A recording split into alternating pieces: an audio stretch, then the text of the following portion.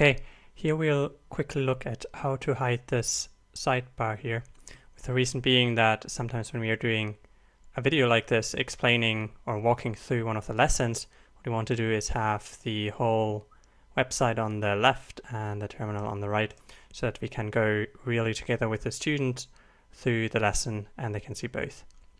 So obviously the sidebar here is in the way, so we need to have a quick way to remove that. And since this is not implemented in the Sphinx theme, we're going to do it by hand. So the first thing you're going to do, so that's for Firefox, I think Chrome would probably work pretty much the same, is opening the this bottom bar, this developers bar. So in Firefox that's Control-Shift-C. Probably there's also something in the menu for it. And we're in the first tab called Inspector. There's also this thing here which we can click. And you can see that we can select elements here. What we're going to do is scroll all the way up. So we see here the body.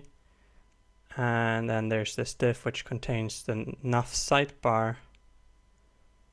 So this is now selected and you see that it's also highlighted in blue. And you right click on that and go for delete node. So you see that it already disappeared.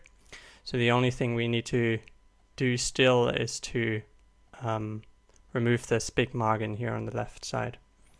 So for that we go to this div wy nav content. No, actually it's wy nav content wrap, and you click on that. No, maybe not that either. No, that's it.